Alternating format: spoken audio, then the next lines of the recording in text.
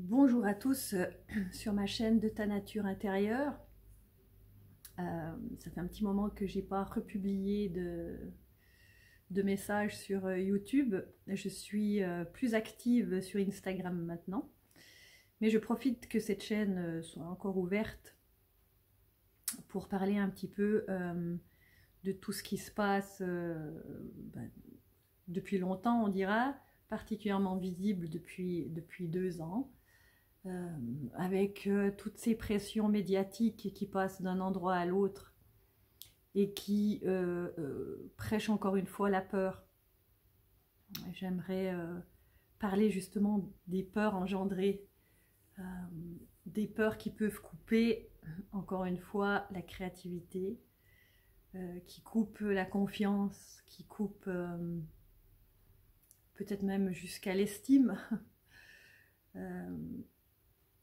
Toutes ces peurs qui sont créées, qui sont engendrées à l'extérieur de vous-même et auxquelles vous pouvez croire, c'est votre choix en fait, viennent instiller en fait tout un collectif qui est dupé par ces informations qui viennent soit des mainstream ou des gouvernements, etc.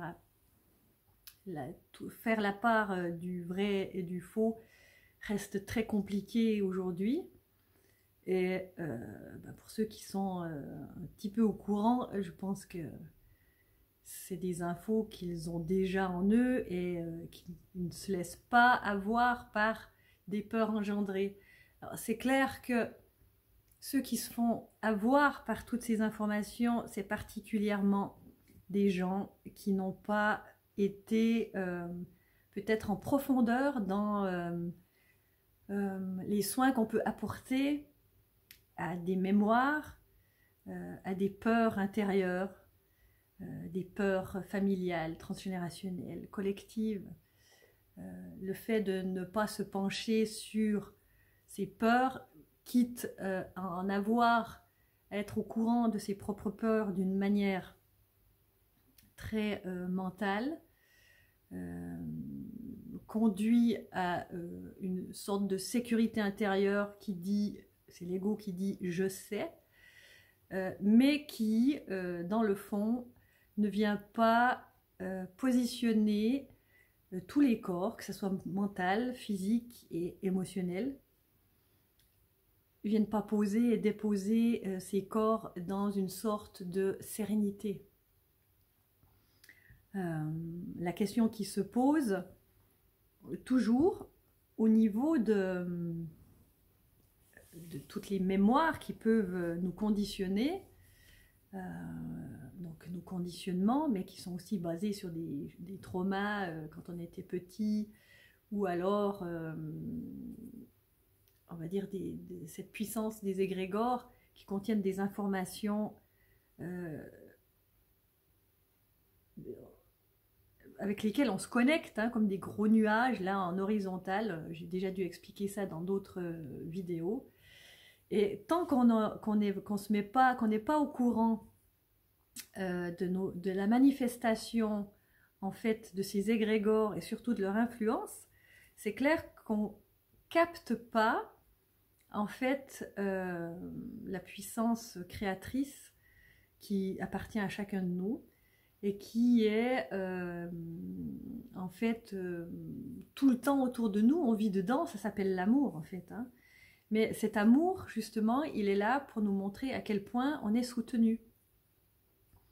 Et évidemment, toutes ces informations dont je vous parle au niveau médiatique, gouvernemental, enfin tout ce qu'il y a dans la boîte qui s'appelle une télé, eh bien, va faire en sorte que vous croyez à ces choses.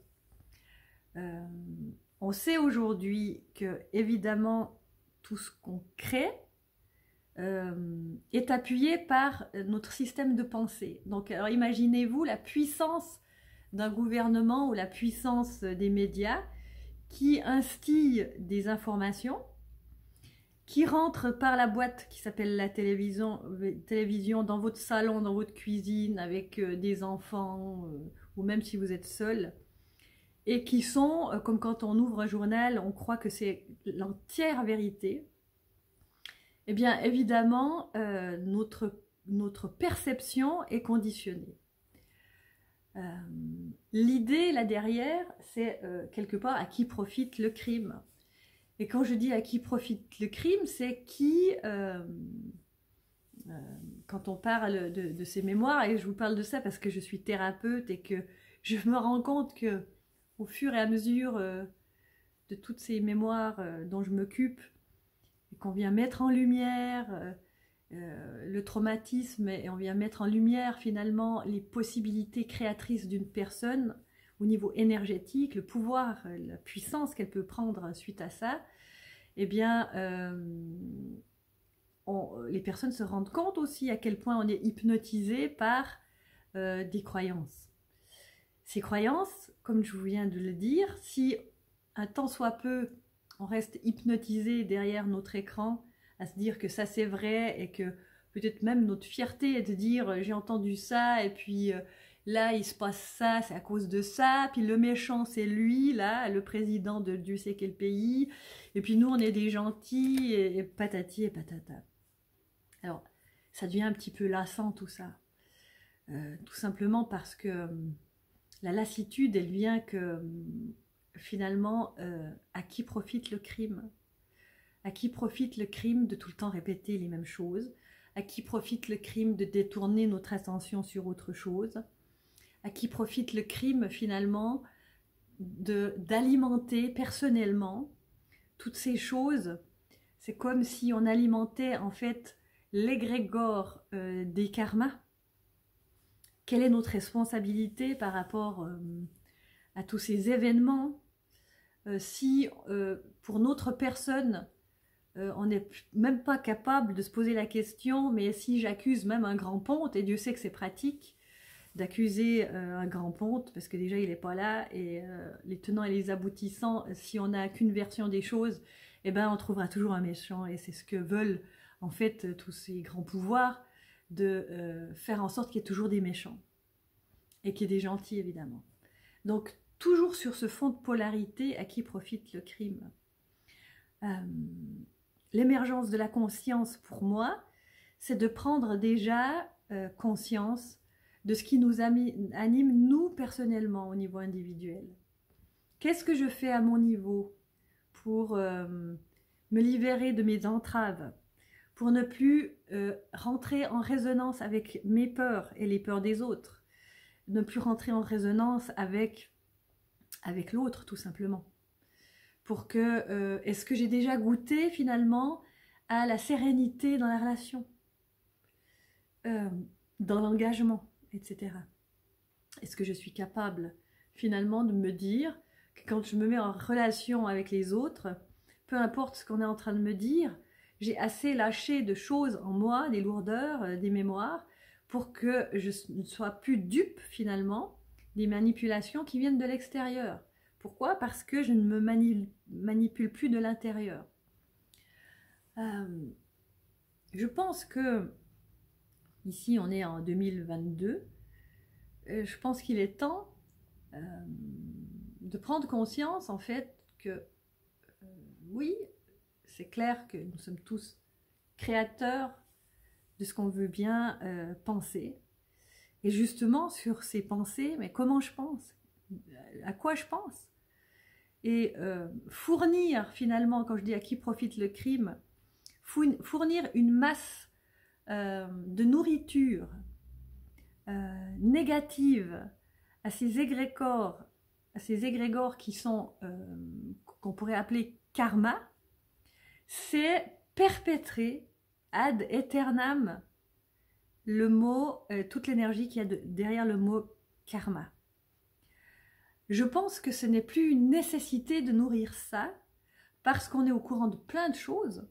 Par contre, il y a énormément de gens qui sont au courant de tout ce qui a pu les agiter durant leur enfance ou leur karma à travers la famille.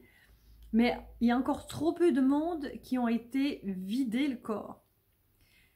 Pourquoi je vous dis ça? Parce que le corps physique est celui qui engramme en fait toutes ces manifestations mémorielles du moment que, à un moment donné, il n'y a pas une reprise énergétique au niveau du corps, de vidange de ces mémoires, eh bien, c'est le corps qui va guider l'esprit.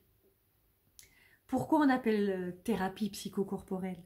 Parce qu'il ne suffit plus de raconter une histoire, où moi je dis bravo chaque fois, raconter mon histoire, où je dis qu'il s'est passé ci, qu'il s'est passé ça, tant mieux. L'idée, après qu'on ait pris conscience au niveau, on va dire même spirituel, c'est de pouvoir récupérer en fait l'énergie de ces petits enfants intérieurs, de ces choses karmiques prises en otage dans votre corps. Que ce soit des addictions, que ce soit des blessures, comme si en fait il y avait des bulles du temps avec, qui sont arrêtées sur image, qui ne sont même pas conscientes en fait que vous avez grandi tout autour, qui peut avoir un décalage de 20, 30 ans, peut-être même plus suivant l'âge que vous avez aujourd'hui, entre cette bulle qui s'est arrêtée hein, dans sa mémoire émotionnelle et vous aujourd'hui, et en fait quelque part la violence des résonances dans vos relations deviennent pires. Pourquoi? Parce que l'univers, il veut récupérer l'équilibre, il veut redonner l'équilibre. Donc du coup, si vous n'allez pas vider toutes ces mémoires, si vous ne prenez pas contact au niveau du corps avec ces mémoires, il va faire en sorte de vous bousculer d'une manière subtile, même de plus en plus forte au fil du temps. Que faire?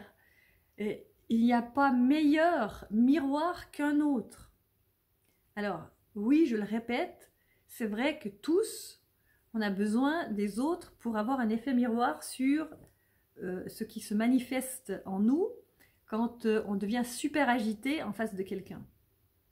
Qui s'agite en moi quand je suis agité en face de quelqu'un? C'est la première chose à regarder.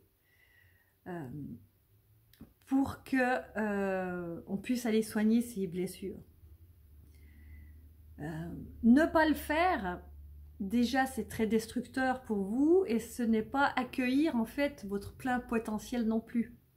Puisque votre plein potentiel, c'est la récupération de ces énergies jusque dans le physique, où vous sentez vraiment une libération, c'est-à-dire la mémoire émotionnelle qui reste gelée, elle va vouloir sortir.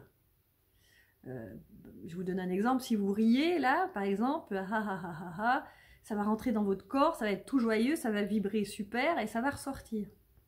Évidemment, il n'y a aucun intérêt à créer de la mémoire dessus.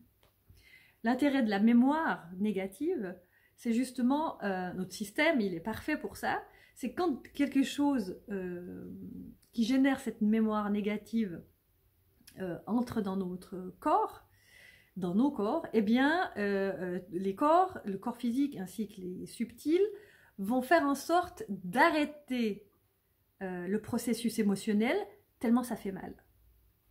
Donc évidemment, ça crée des mémoires gelées. Et comme ça ne ressort pas du corps, ben, ça reste engrammé. Et l'idée là, ben, c'est de s'en occuper, d'aller chercher ce que cette mémoire veut dire. Et cette mémoire, elle parlera, elle nous dira qu'elle a 7 ans, qu'à cette époque, c'est arrivé à la maison ou à l'école, où il y a eu quelque chose d'inacceptable pour ce petit être que vous étiez, où il y a eu une coupure d'amour monumentale qui était assez puissante justement pour se geler à l'intérieur de vous et vivre toutes les misères avec toutes les, on va dire, les sentiments qui sont générés par la suite avec les résonances durant toute votre vie face à la relation. Donc s'occuper de ça est primordial. Je vous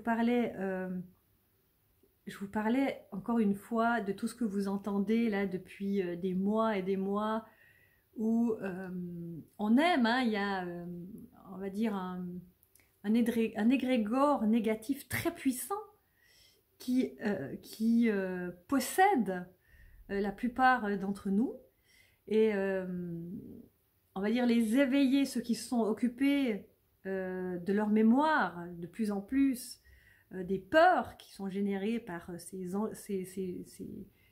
engelures d'enfants intérieurs blessés ou de conditionnement puissant, eh bien, les éveillés savent à un moment donné qu'ils ne vont plus vibrer sur ces états de peur qui sont générés, disons-le, par les gouvernements, par les médias, etc., ou d'autres personnes qui vibrent à cette même fréquence. Vous ne vibrerez plus à ça, vous serez dans une haute fréquence quand vous aurez vraiment nettoyé ces mémoires. S'il y a autant de thérapeutes aujourd'hui, c'est à mon avis bien parce que, et ça j'ai déjà dit et redit, c'est bien parce que on est dans le temps où il y a un besoin de ne plus servir, moi ce que j'appelle ça le demi-urge, parce qu'on peut tous se poser la question, mais à qui profite justement le crime karmique? C'est-à-dire pourquoi on devrait répéter ces peurs tout le temps? Pourquoi on devrait les répéter et pourquoi et qui s'en nourrit? Donc d'une manière pragmatique et rationnelle, ça nourrit qui en fait quand le monde se sert de vous et que vous avez peur jusqu'au fond de votre lit, où sécurité, insécurité est toujours en train de trembler dans votre chakra de sécurité, le premier. Quand ce chakra est toujours dans l'insécurité, eh bien c'est très difficile de créer et de faire monter toutes ces énergies jusque dans votre cœur, parce que vous avez toujours votre conscience qui est tournée sur gérer cette insécurité. Et quand on est insécure, on n'arrive pas à créer. On est tout simplement dans des énergies qui veulent se sauver de quoi? Se sauver d'un danger. D'accord? Donc quand on est sur cette vibration-là, se sauver d'un danger, c'est partir, c'est fuir, ou c'est rester gelé là, à se faire dévorer par les loups. Donc la conscience qui grandit aujourd'hui, elle vient nous dire, elle vient frapper en fait à la porte de insécurité, sécurité, en lui disant que l'insécurité, ça fait bien longtemps que le monde du vivant est basé dessus. C'est évidemment un mensonge, n'est-ce pas? La sécurité, elle a été créée par quoi? Créée par, on va dire, il n'y a pas que ça, mais déjà ça, sur comment est fondée notre civilisation. Évidemment, la sécurité, c'est quand on pense comme les autres, c'est super sécure, et quand on fait ce que les autres font, c'est très sécure. Mais, encore une fois, à qui profite le crime à un moment donné? Parce qu'il n'y a pas un individu qui est pareil.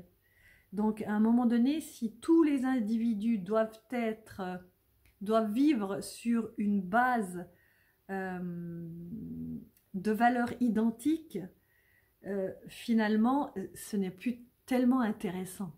On est tous pareils aussi. Ici, l'homme, maintenant, l'homme avec un grand H, l'humain, est en train de se créer quelque chose de différent, où il remarque qu'il est, en fait, fait partie de l'humanité, en ce sens, il est un, qu'il contacte aussi les énergies éthériques, qui sont par exemple les plantes.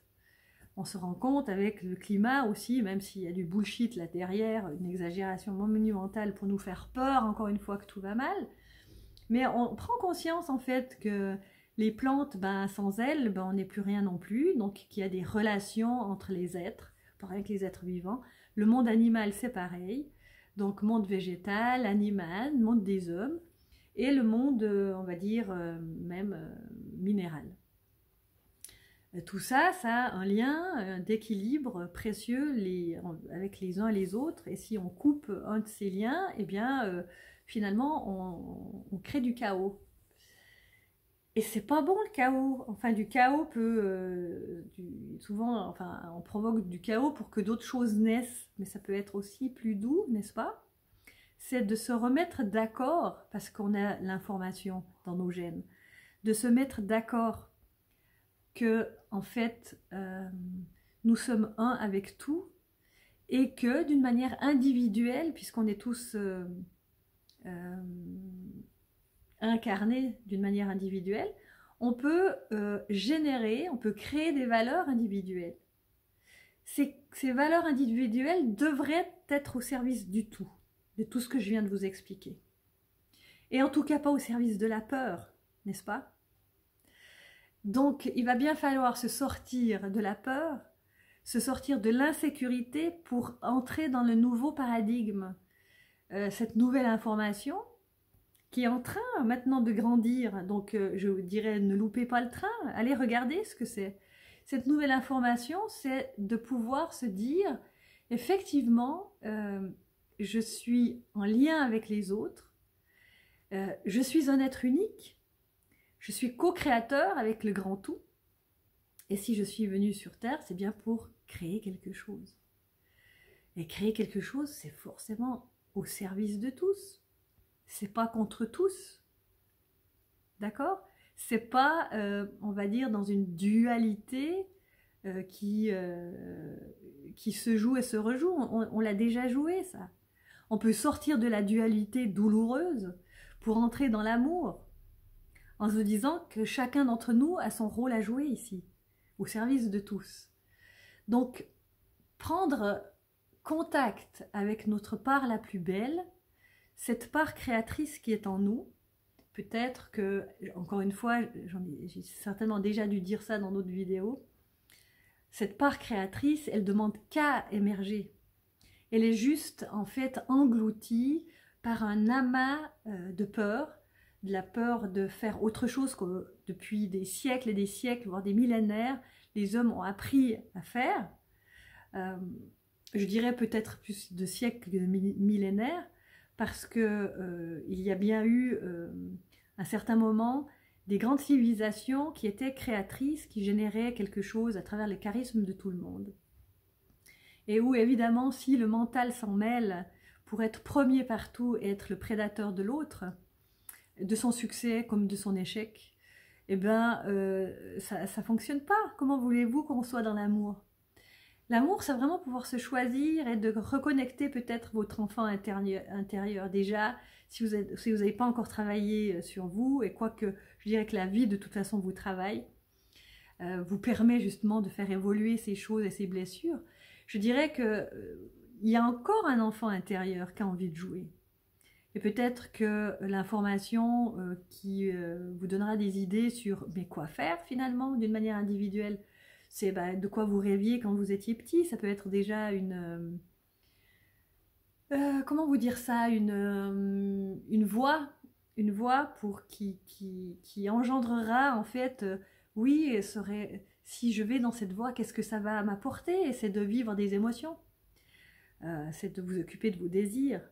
Et de vivre l'émotion, je dirais même comme si vous étiez déjà dedans avant que, en fait, vous ayez mis de l'énergie pour concrétiser ça. Qu'est-ce que ça pourrait faire? Qu'est-ce que je pourrais ressentir si ça venait en avant dans ma vie? Alors évidemment, beaucoup de gens à l'heure actuelle, avec la conscience collective, ne peuvent pas comprendre parce que les gens sont basés sur cette sécurité-insécurité, donc cette polarité. Et comme on a créé un système qui dépend de la communauté, là, de la manière que ça a été fait, j'ai rien contre la communauté, bien au contraire, ça engendre eh bien, des influences aussi où les gens sont très fatigués parce que la contribution en fait de leur être, c'est contribuer aussi à une créativité qui sert quelqu'un d'autre. Alors si c'est reconnu, c'est bien, mais si ça ne l'est pas, c'est fatigant. Et là, même en dehors de votre travail, je dirais reconnaître en fait la puissance de votre potentiel, la puissance de votre puissance qui est le moteur, la volonté, et ce potentiel qui est, je dirais, toutes ces qualités auxquelles vous ne pensez pas peut-être, ou je dirais même toutes ces perceptions que vous avez, cet amour que vous avez finalement de créer tout simplement. Ça peut être des petites choses comme des grandes choses. L'idée c'est pas de se mettre une grosse pression là à travers, l'idée c'est de pouvoir justement en jouir. Donc pourquoi je vous parle aussi de ce potentiel et de cette puissance? C'est tout simplement que la peur coupe de la puissance. Donc la peur rend impuissant et impuissante. Et peut-être que vous pouvez aussi introspecter en vous par rapport à ce qui s'est passé d'ici, enfin c'est quand même un bon exemple ces 2 dernières années, et ce qu'on nous resserre là maintenant en mars 2022, sur quoi votre attention doit être posée. C'est encore une fois de la peur. À qui profite le crime?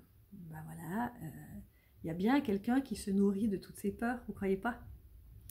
Donc la nourriture, peut-être qu'il faut cesser de jouer ce rôle d'être apeuré, ce rôle de rester victime, et de reprendre son pouvoir, sa puissance, en prenant sa place d'être. Mais prendre sa place signifie aussi de se positionner sur terre, dans l'amour.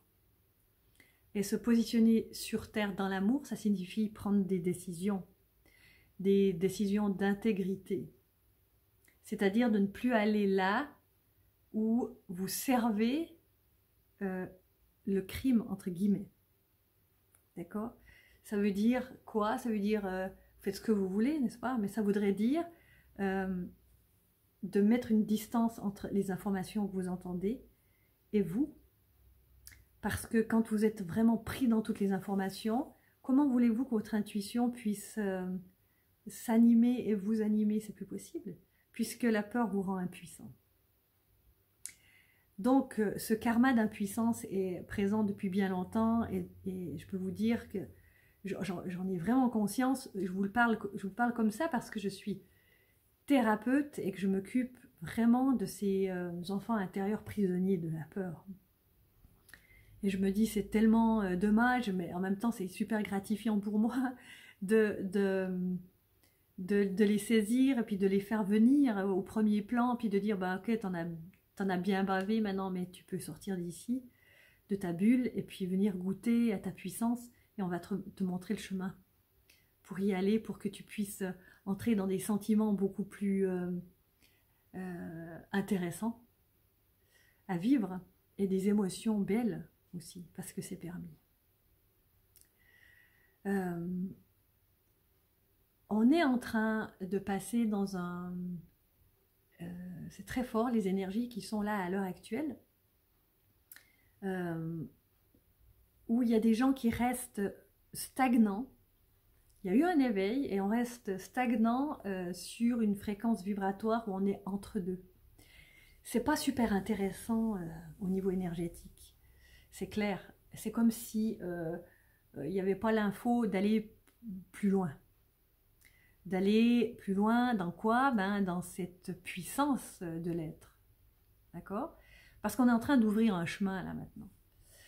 Ce chemin qui, comme je vous ai dit, a été anéanti depuis des siècles par un phénomène d'influence qui coupe la puissance. Depuis tout petit, vraiment. Donc il rend impuissant l'être. La récupération énergétique de la récupération de la puissance engendre vraiment des belles émotions. Ça engendre aussi au niveau physique une montée de Kundalini. La conscience de prendre sa place et la conscience de prendre une originalité dont on n'a pas conscience. On n'a pas eu conscience jusqu'à aujourd'hui, puisqu'il y a eu beaucoup trop d'interdits. Et que si on dépassait les bornes, eh bien, on était muselé. Si on dépassait les bornes, eh bien, on était inquiété. Tous les êtres qui peuvent peut-être m'écouter et qui perçoivent cet entre-deux, qui n'est pas agréable à vivre, je vous l'accorde, pas agréable à vivre, mais qui, quand même, si vous allez dans votre profondeur, vous montrera en fait que derrière, il y a une poussée de votre âme qui vous dit d'aller de l'avant plutôt que de récupérer les vieilles énergies que vous connaissez et dont vous êtes déjà sorti, Mais si vous retournez en arrière, hein, c'est des allers-retours en fait énergétiques. Parce que quand on ne connaît pas et puis qu'on va de l'avant et puis qu'on a des résistances, qu'est-ce que ça provoque? Eh bien, ça provoque tout simplement de la peur et beaucoup de fatigue. Donc, au niveau énergétique, c'est clair que ces allées et venues, c'est pas très agréable. Mais quoi qu'il en soit, si vous allez dans votre profondeur, vous vous rendez compte en fait qu'aller vraiment en arrière, c'est pas possible. C'est pas possible. Il n'y a qu'une possibilité, c'est aller en avant. Même si vous savez pas exactement où vous allez. Votre créativité sera suffisante pour faire des pas vers ce quoi vous aspirez. Je suis sûre que vous m'entendez quand je vous dis ça. Donc il y a une acceptation provisoire de cet entre-deux, tout en vous encourageant à aller de l'avant, step by step. Et vous faites des pas tous les jours. Nourrissez cette énergie d'aller de l'avant tous les jours. Évitez encore une fois des gens toxiques, des gens qui vous tirent en bas, des gens qui vont vous dire le contraire de cette petite voix intérieure miraculeuse là, qui monte enfin. Interdisez-vous quelque temps de voir ces gens. L'idée, je vous dis pas ça pour vivre de la séparation, je vous dis juste de préserver en fait cette fréquence vibratoire qui est en train de se préparer en vous et jusqu'à ce qu'elle soit posée.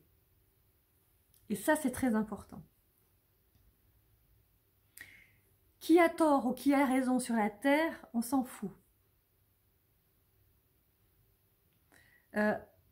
C'est clair que si on va dans les détails, comme je vous ai dit au début, les prises de décision, quand c'est pris sur un état de peur, c'est jamais bon. Ça, tout le monde le sait, ou bien. D'accord? Après, c'est l'intégrité de se dire, est-ce que j'ai agi? Est-ce que j'ai pris ma décision sur la peur? S'il y a de l'orgueil, personne ne va dire oui. Hein. Mais ça existe, oui. Ça fait partie aussi du chemin de l'humanité, du chemin de l'être humain, de se dire, bah, effectivement, j'ai pris cette décision, ou par croyance.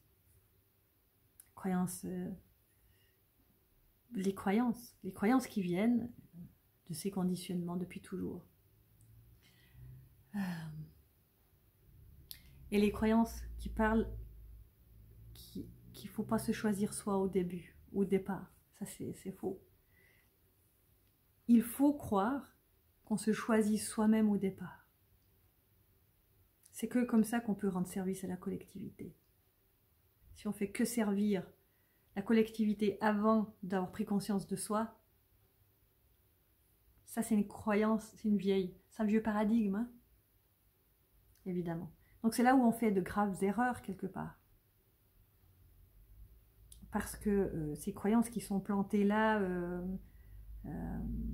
et qui empêchent justement l'humain de penser par lui-même, où on va entendre des trucs très psy en disant mais finalement c'est l'autre qui compte avant moi.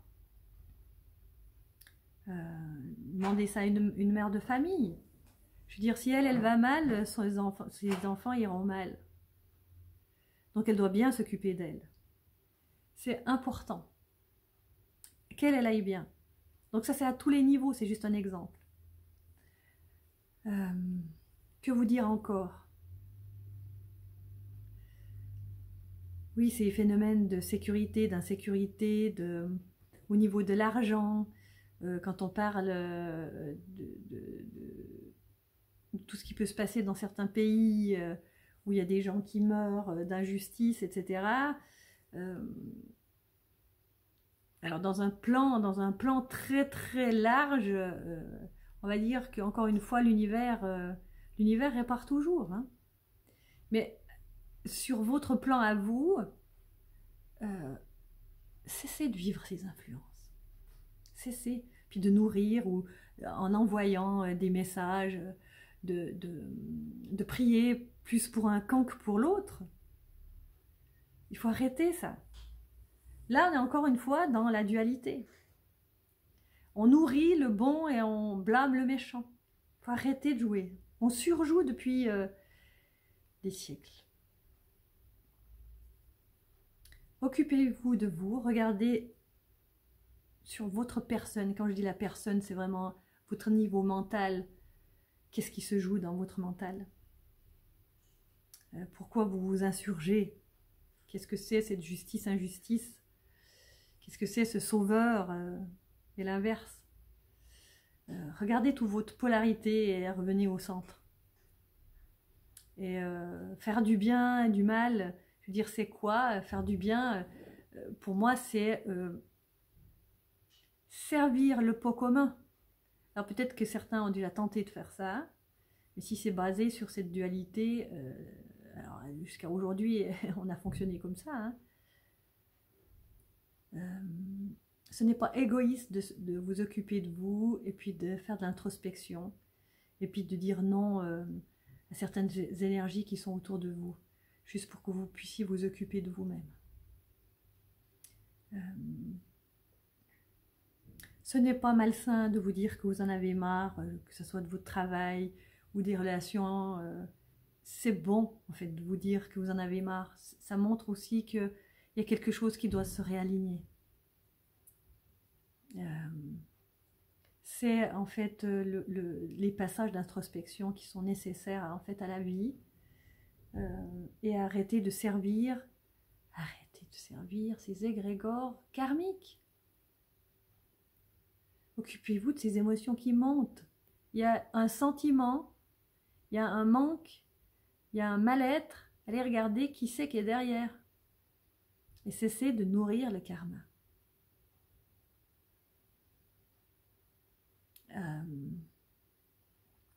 Préoccupez-vous avec grand amour de tous ces conditionnements. Bon, ils sont arrivés, oui, ils sont arrivés. Ils sont arrivés, on les regarde, on se dit que peut-être dans le processus de tout l'arbre généalogique, ils étaient là. Déjà. Ils servaient déjà à faire tourner en rond et en bourrique bon nombre de vos aïeux. Et que vous avez hérité de cette information énergétique jusque dans vos cellules. Mais que vous avez repéré ça et que vous vous dites « Waouh, mais en fait, j'ai plus envie de vivre ça. » Du coup, c'est de se donner la permission de sortir de la loyauté négative de la famille. Et de rester loyal avec l'amour et non le négatif. Quand on a compris ça, on peut laisser ça. On n'a pas obligé de rendre à ses aïeux tous les trucs qu'eux, ils ont vécu puis que nous, on ne veut pas. C'est juste déployer ses ailes en disant bah, « ça, je ne veux plus, parce que ça ne correspond plus à mes valeurs. » Les valeurs d'aujourd'hui.